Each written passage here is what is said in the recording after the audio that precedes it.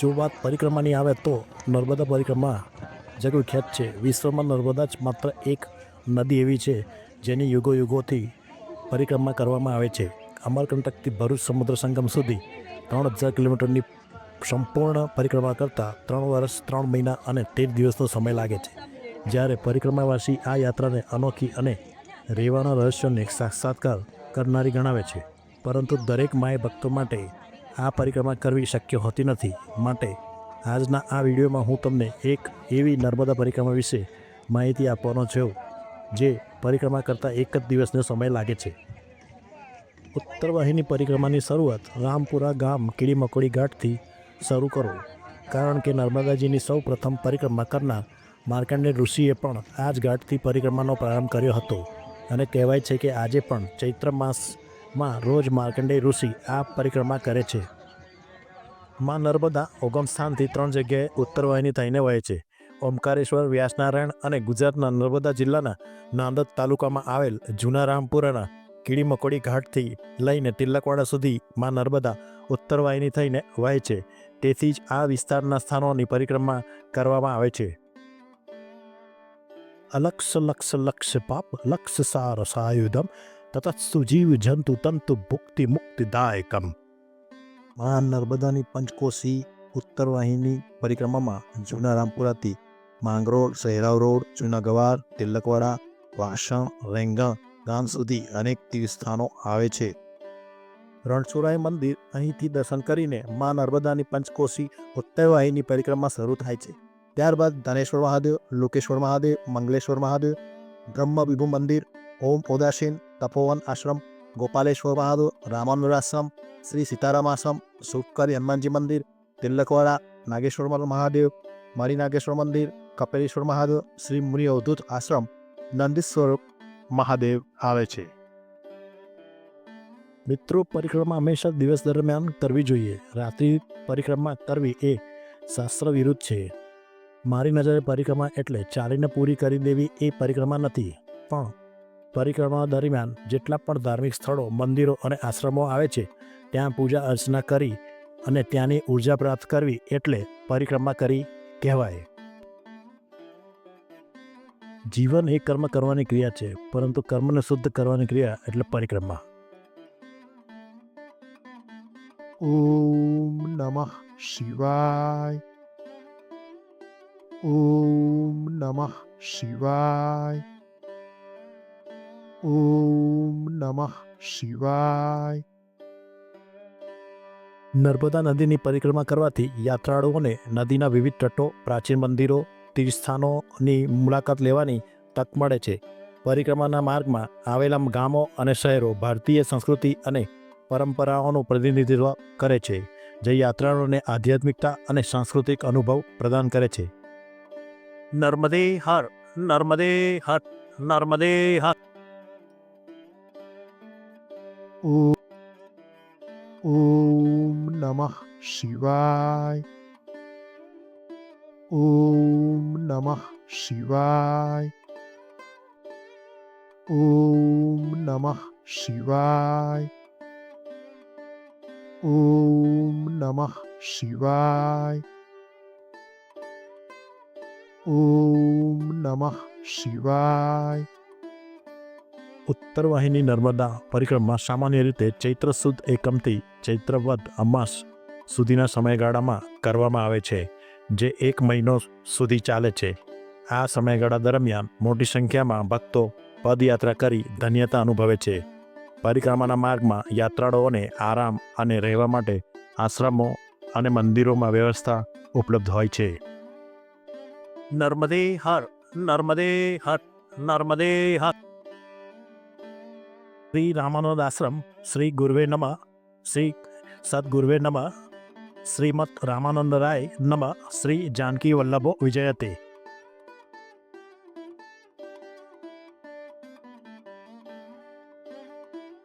श्री कनक भवन बिहारी जी मंदिर के सभा मंडप की भित्ति पर शिलालेखों के रूप में प्राचीन ग्रंथ प्रसंग पारिजात की अष्टपदियां अंकित है। वह कली पावन अवतार यति सम्राट जगतगुरु स्वामी श्री रामानंद जी का जीवन वृत्तांत तो है ही, साथ ही अत्यंत चमत्कारिक एवं सिद्ध भी है।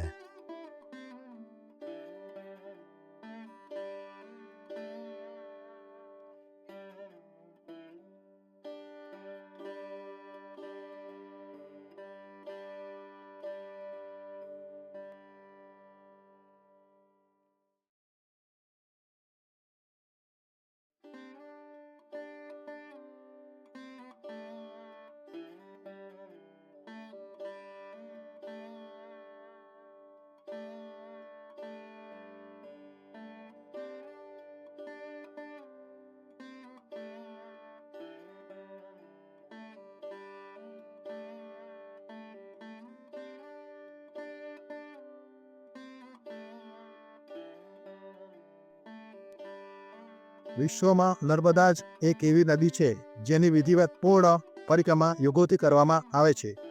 અમરકંટકથી ભરૂચના સમુદ્ર સંગમ સુધી સંપૂર્ણ પરિક્રમા કરતા 3 વર્ષ 3 મહિના અને 13 દિવસનો સમય લાગે છે.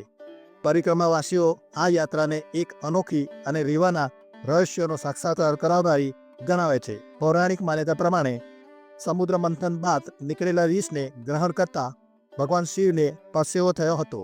આ પરસેવાએ નદીનું સ્વરૂપ ધારણ કર્યું. તે માં નર્મદા માટે નર્મદાને શિવપિત્રી કહેવાય છે. તંત્ર દ્વારા એક બહુ મોટું તંબુનું આયોજન કર્યું છે, જેમાં પીવાના પાણીની સુવિધા, પોલીસ, આરોગ્ય સેવા, નાહવા માટે સુવિધા તથા બહુ મોટી સંખ્યામાં માય ભક્તો બેસી શકે અને આરામ કરીને પાછી ઉત્તર વાહિની નર્મદા પરિક્રમા કરવા માટે સજ્જ થઈ શકે તે માટે સુંદર આયોજન કરેલ છે.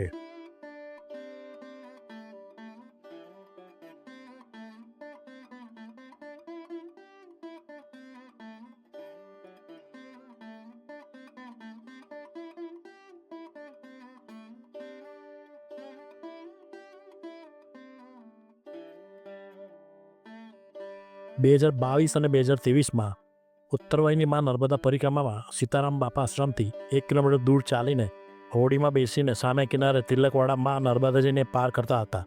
હવે 2024 અને 2025માં સુંદર નવો પુલ બનાવ્યો છે કે જેથી સરળતાથી ચાલીને માં નર્મદાજીને પાર કરીને સામે કિનારે તિલકવાડા જવાનું છે. નર્મદે હરના જય ઘોષ સાથે આપણે નર્મદાજીને પાર કરીશું. નર્મદે હર, નર્મદે હર, નર્મદે હર. મિત્રો, પરિક્રમા હંમેશા દિવસ દરમિયાન કરવી જોઈએ. રાત્રિ પરિક્રમા કરવી એ શાસ્ત્ર વિરુદ્ધ છે. મારી નજરે પરિક્રમા એટલે ચાલીને પૂરી કરી દેવી એ પરિક્રમા નથી, પણ પરિક્રમા દરમિયાન જેટલા પણ ધાર્મિક સ્થળો, મંદિરો અને આશ્રમો આવે છે ત્યાં પૂજા અર્ચના કરી અને ત્યાંની ઉર્જા પ્રાપ્ત કરવી એટલે પરિક્રમા કરી કહેવાય. માં નર્મદા ઉગમ સ્થાનથી 3 જગ્યાએ ઉત્તર વાહિની થઈને વહે છે. ઓમકારેશ્વર, વ્યાસનારાયણ અને ગુજરાતના નર્મદા જિલ્લાના નાંદોદ તાલુકામાં આવેલ જૂના રામપુરાના કીડી મકોડી ઘાટથી લઈને તિલકવાડા સુધી માં નર્મદા उत्तर वाहिनी थईने वहे छे। तिलकेश्वर महादेव मंदिर तिलक राजा द्वारा प्रस्थापित तिल से पूजन किए जाने वाला यह प्राचीन शिव मंदिर स्कंद पुराण में उल्लिखित है। तल चढ़ावવાનું મહામત્ય હોય એવું ભારતવર્ષમાં એકમાત્ર તીર્થ તિલકેશ્વર કહેવાયું। આ તીર્થનો ઉલ્લેખ સ્કંદ પુરાણ, વાયુ પુરાણ અને નર્મદ પુરાણમાં કરવામાં આવ્યો છે। 33 કરોડ દેવી દેવતા, ઋષિમુનિ, યક્ષ, કિન્નરો વગેરે પણ તિલકેશ્વર મહાદેવના દર્શન તેમજ મૈયા નર્મદાના દર્શન કરવાથી જન્મોના પાપ दूर થાય છે। मणिनागेश्वर तीर्थ का महामत्य। कश्यप ऋषि की 2 पत्नियां कद्दू और विंता के बीच एक बार विवाद हुआ कि ऊंचे है स्र व अश्व श्वेत है या श्याम। विंता सही थी, कहा कि श्वेत है, किंतु कद्दू ने अपने श्याम सब पुत्रों को ऊंचे है स्वा को लपेटकर श्याम दिखे ऐसा कहा। धर्म प्राण मणिनाग के माता की आज्ञा न मानी, इसलिए कद्दू ने उसका त्याग किया। इसलिए वह रोते रोते नर्मदा तट पर सिरवाचन के लिए आया। उसके अश्रु से जो नदी का सृजन हुआ उसे मणि अर्थात मैण नदी के नाम से जानते हैं। विवाद में हारने से विंता कद्दू की दासी बनी।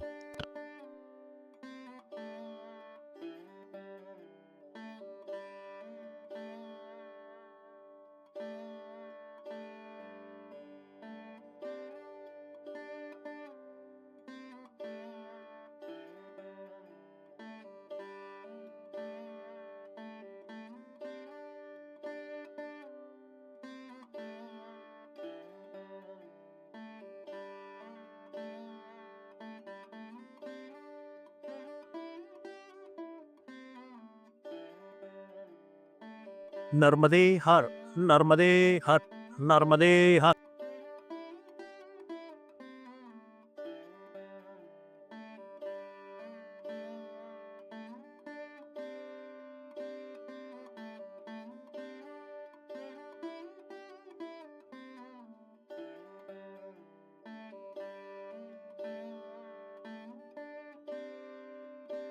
અમુક ભક્તો ઉત્તરવાહિની નર્મદા પરિક્રમા તિલકવાડાથી પણ કરે છે. ઉત્તરવાહિની નર્મદા પરિક્રમા તિલકવાડા નજીકથી શરૂ થાય છે, જ્યાં નર્મદા નદી ઉત્તર તરફ વહે છે. યાત્રાળુઓ તિલકવાડાથી રેંગણ ગામ સુધીના માર્ગ પર ચાલે છે, જે દરમિયાન તેઓ નદીના સુંદર દ્રશ્યો અને આધ્યાત્મિક સ્થાનોનો અનુભવ કરે છે. રેંગણ ગામ પહોંચ્યા પછી યાત્રાળુઓ હોડી દ્વારા નર્મદા પાર કરીને વિપરીત કિનારે પહોંચે છે અને ત્યાંથી પાછા તિલકવાડા તરફ પરિક્રમા પૂર્ણ કરે છે. હું વાત કરી રહ્યો છું ઉત્તરવાહિનીમાં નર્મદા પરિક્રમાની. આ પરિક્રમા ચૈત્રવદ સુદ એકમથી ચૈત્રવદ અમાસ સુધીના સમયગાળામાં પગપાળા ચાલીને કરવાનું વિશેષ મહત્ત્વ છે. આ એક મહિના દરમિયાન મોટી સંખ્યામાં ભક્તો પરિક્રમા કરી માના આશીર્વાદ મેળવે છે. હિન્દુ ધર્મના શાસ્ત્રો પ્રમાણે જ્યાં પણ નદીનો પ્રવાહ ઉત્તર દિશા તરફ વહે છે, તે નદીનું ધાર્મિક મહત્ત્વ વધી જાય છે અને તે નદી ઉત્તરવાહિની કહેવામાં આવે છે. રેવા રેવા તારું પાણી નિર્મળ, રેવા રેવા તારું પાણી નિર્મળ.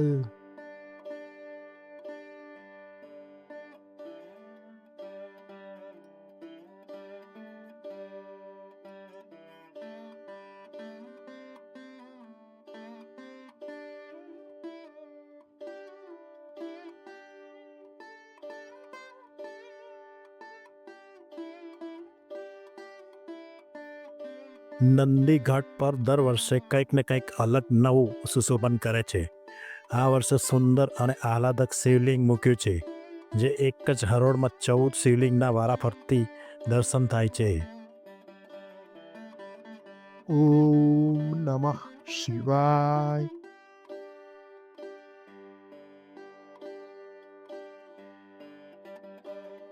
તંતો દ્વારા એક બહુ મોટો તંબુ બનાવેલ છે, જ્યાં મોટી સંખ્યામાં બેસવા માટે પ્લાસ્ટિકની ખુરશીની વ્યવસ્થા કરી છે, જેથી માય ભક્તોને આરામ મળી રહે. અને અહીંથી ટિકિટ લઈને હોડીમાં બેસીને સામે કિનારે કીડી મકોડી ઘાટ પર જવાનું છે, જ્યાંથી આપણે ઉત્તરવાહિની પરિક્રમા શરૂ કરી હતી.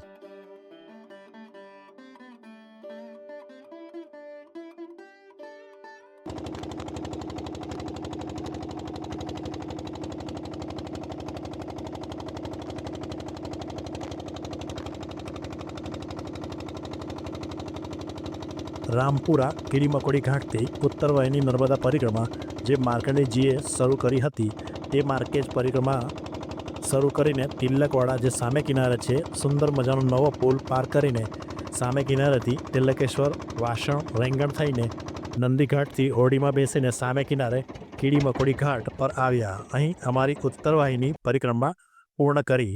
નર્મદે હર.